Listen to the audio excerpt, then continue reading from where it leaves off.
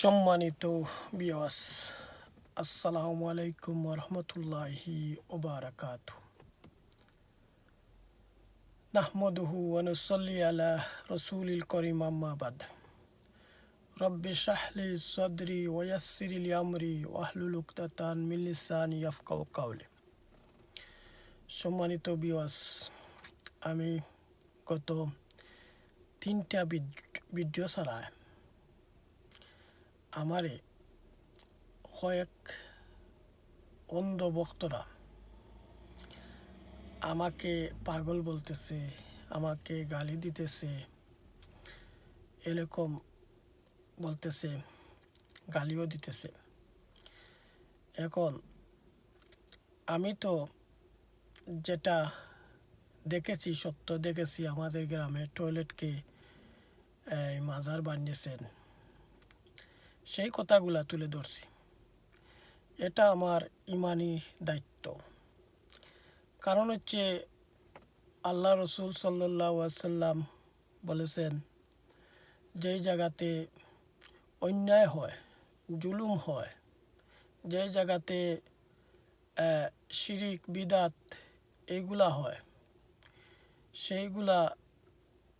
সেইগুলা যদি দেখো, যদি পারো তে হাত দিয়ে প্রতিহত করতে, আর যদি হাত দিয়ে না পারো তাহলে মুখ দিয়ে প্রতিহত করতে, আর তাহলে মুখ দিয়ে না পারো তাহলে অন্তর দিয়ে ঘৃণা করতে। এখন আমি মুখ দিয়ে পেরেছি, এর জন্য করতে পেরেছি।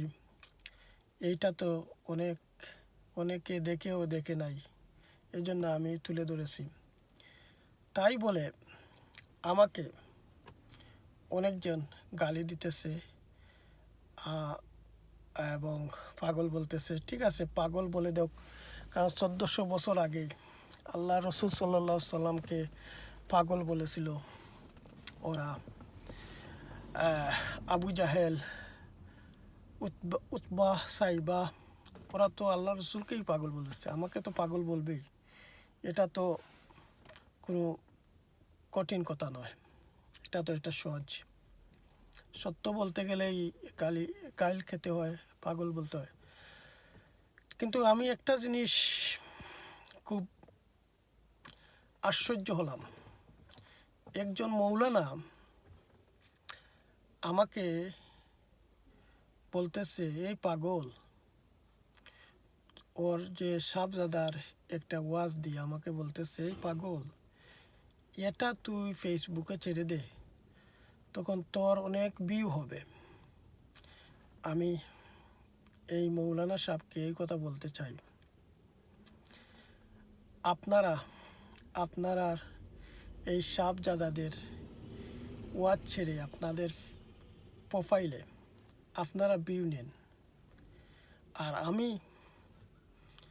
যেখানে সত্য কথা বলবো, সত্য কথা বলে যদি আল্লাহ ভিউ দেন, এটাই আমার বড়, এটাই আমার পাওনা।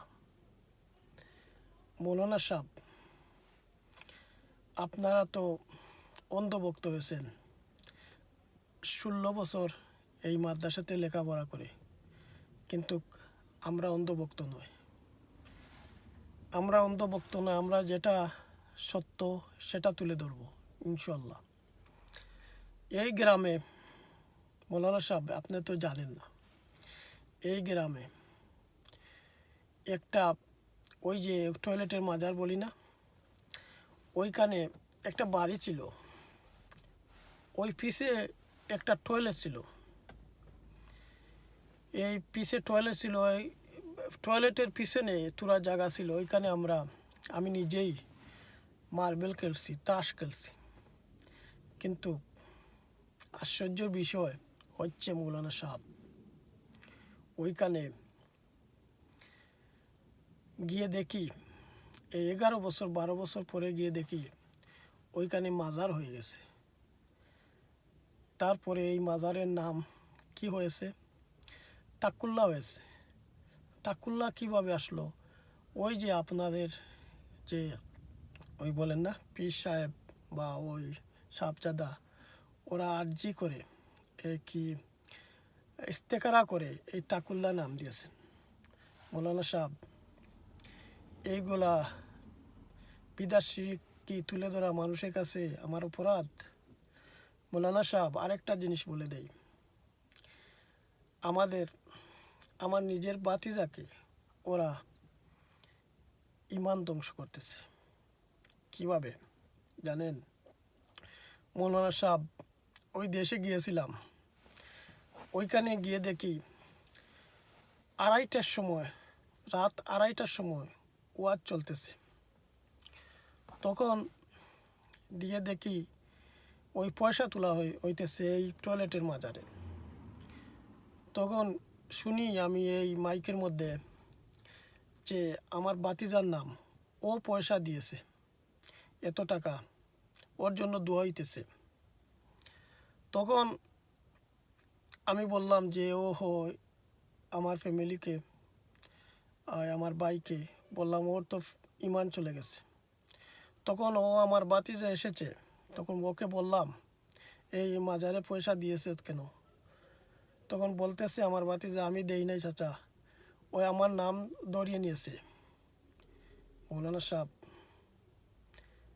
দেখেন, এটা হচ্ছে আপনার কিছু নাই, আপনার তো কেউ নাই, ও হচ্ছে আমার বাতিজা।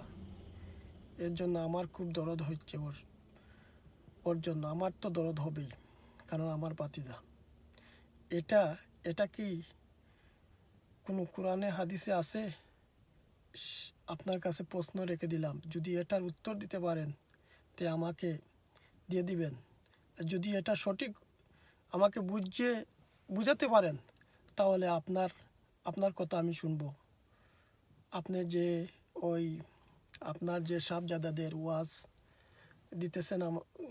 দিয়েছেন ওইটা তুলে ধরে আমি বিউ হব, ইনশাল্লাহ।